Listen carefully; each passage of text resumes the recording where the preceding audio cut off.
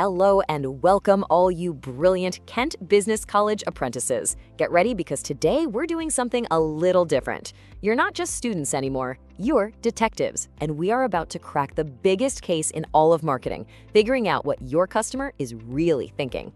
So let's kick things off with a question that, probably keeps every single marketer up at night.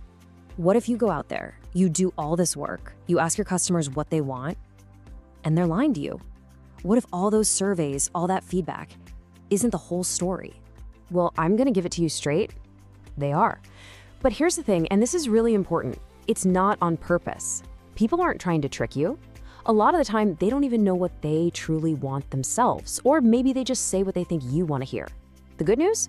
A great detective has ways of getting to the truth. And today, we're gonna open up the toolkit.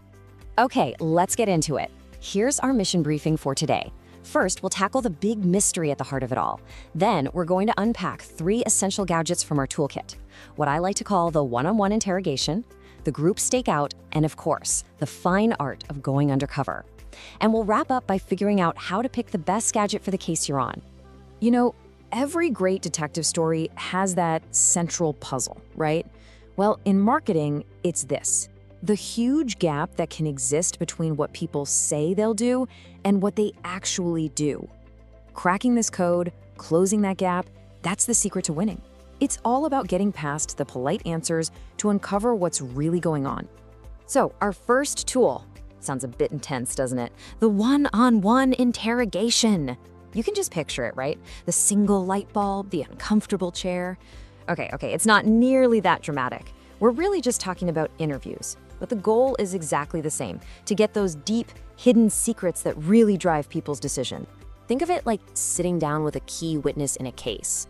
It's a structured, guided conversation where you can really, truly dig into their personal story, find out the motive behind their choices, and uncover things they might not have even realized about themselves.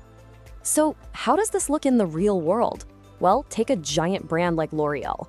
When they're developing a new professional product, a simple survey to hairstylists just won't cut it. They need the juicy details. So they sit down one-on-one and they get that rich, expert, honest feedback that a multiple choice quiz could never, ever capture. So let's break it down. What are the power moves here? Well, this tool is your secret weapon for getting the deep why. It's flexible, you can go off script, and it's fantastic for sensitive topics. But, and there's always a but, here are the pitfalls. It is super time consuming. The quality of what you get back really depends on how good your interviewer is. And analyzing all that conversational data, it's way more complex than just looking at numbers on a spreadsheet. All right, on to the next tool in our kit, the group stakeout. So what happens when you get all your key witnesses, customers, all together in one room? What happens when their stories start to bounce off each other, maybe even contradict each other? Well, detectives, this is what we call a focus group. A focus group is kind of like a guided group chat, but for research. You get a handful of people together, you throw out a few key questions or ideas, and then you just watch the sparks fly.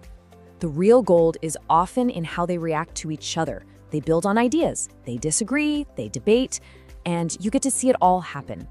Let's look at an example. Imagine you work for Costa coffee and you've cooked up a new spiced hot chocolate.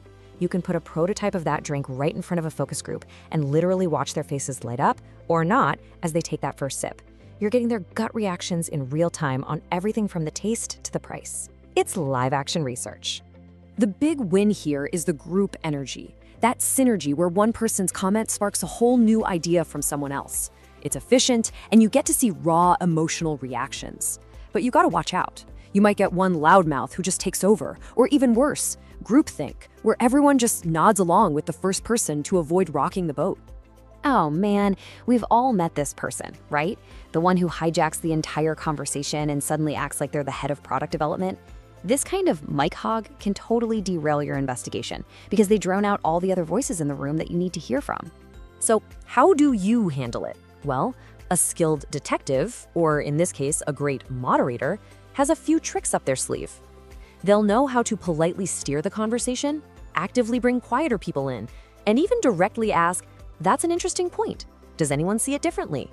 Sometimes they'll even have people write down thoughts first, just to make sure you get everyone's honest initial take.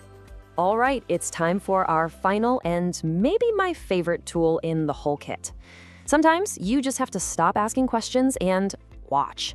It's time to go undercover. This is all about seeing what people actually do when they don't think anyone's looking. This is pure old-school detective work. You are a fly on the wall. No questions, no interruptions. You are just watching and recording how people behave in their natural habitat. This is how you find the unfiltered truth. This is how you close that gap between what people say they do and what they really do. Let me give you a really simple but brilliant example. Let's say you're Greg's. You want to know how people really use your stores. So a researcher just stands in a corner and quietly observes. Do people look confused by the layout?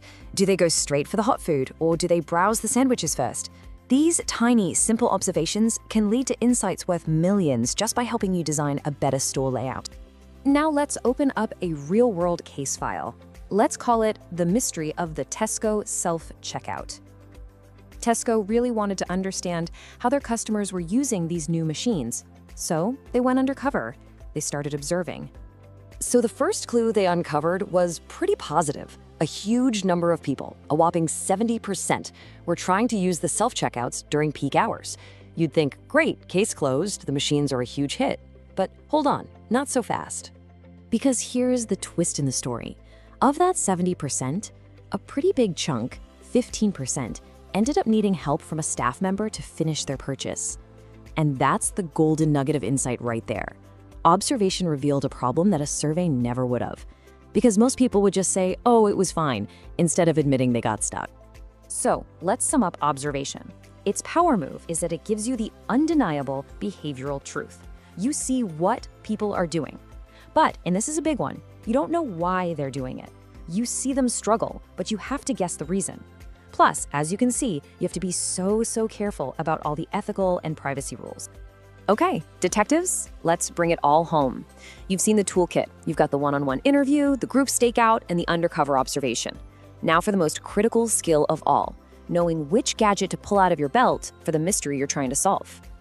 And really, it all boils down to this. You've got to match your tool to your mission. If you need to understand someone's deep, personal story about a sensitive topic, you do an interview. If you want to see how a group of people reacts to your new ad, you run a focus group. And if you need to know how people actually behave in your store, you go undercover and observe. This right here is your detective's field guide. So, we're going to leave you with one final case to crack on your own. Now, there isn't one single right answer here. In fact, a really great detective would probably use a mix of these tools to solve the case.